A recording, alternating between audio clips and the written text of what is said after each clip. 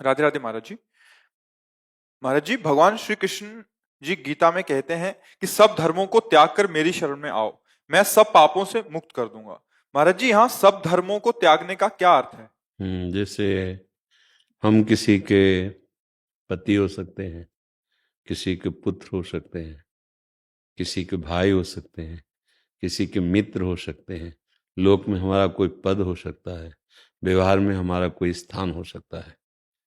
इन सब का अहम छोड़ करके मैं ही सब रूपों में हूं, ये बात समझ लो। सबके हृदयों में मैं ही विराजमान हूं। मेरे को ही देख करके व्यवहार कर, मेरे को देख करके ही समस्त बर्ताव कर, तो वो हो जाएगा मन मना भो मद भक्तो माद्याजी माम नमस्कुरु। तब माना जाएगा कि वो भगवान का शरणागत है। वहां हम एक पति हैं, हमारा क्या कर्तव्य है? नहीं, हम भगवान के दास हैं। पत्नी रूप में भगवान आए, मेरा क्या कर्तव्य है? पुत्र रूप में भगवान आए हैं, पद रूप में मुझे भगवान ने समाज की सेवा दी है, पिता रूप में मेरे भगवान है। यहाँ ये भाव देखना है, समझ रहे ना? पहले तो धर्म का ही परिचय जाने, हमें अपने अपने धर्म का ही पता नहीं।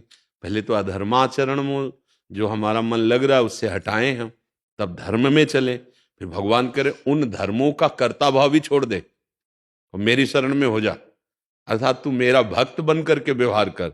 वासुदेवा सर्वम, सब जगह मेरे प्रभु हैं। अब तो समस्त पापों से मुक्त होकर मेरे को प्राप्त हो जाएगा। समझ पा रहे? संसार में एकमात्र भगवान के सिवा कोई दूसरा नहीं है।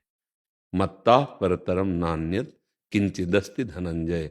हे धनंजय, किंचन मात्र कोई भी वस्तु व्यक्ति स्थान मेरे से खाली नहीं है, मैं ही बना हुआ हूं। अब ये बात जान गए तो सर्वधर्मान परित्यज्य माम एकम शरणम व्रज।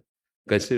ये जो सर्वधर्मान है ना, भाई का क्या धर्म है भाई के प्रति, पति का क्या धर्म है पत्नी के प्रति, पत्नी का क्या धर्म है पति के प्रति, पुत्र का क्या धर्म है पिता के प्रति, ये सब व्यवहार है ना, इन सब धर्मों को मेरे चरणों में पूर्ण कर दो। सर्वधर्मान परित्यज, परित्यज को मतलब छोड़ देना नहीं, मेरे में समर्पित कर देना है। अर्थात मेरे पिता रूप में, मेरी पत्नी रूप में, मेरे पुत्र रूप में मेरे भगवान ही पधारे हैं।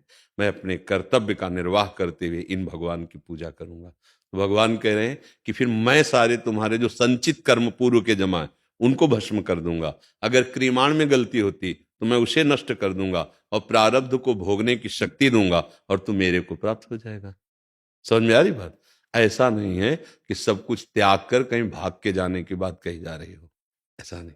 सर्वधर्मान का मतलब त्यज लोक धर्मान, भगवान के चरणों का आश्रय का मतलब भागवत धर्म। सब में अपने प्रभु को देखना, सारे कर्म प्रभु के लिए करना, हर समय प्रभु का स्मरण करना, इसी का नाम भागवत धर्म है। अगर लोक धर्मों में तो देखो, कोई अपने अपने कर्तव्य कर्म का पालन ठीक से नहीं कर रहा तो धर्म क्या जाने। फिर परम धर्म, भागवत धर्म, प्रेम धर्म, ये तो बहुत ऊंची बात है।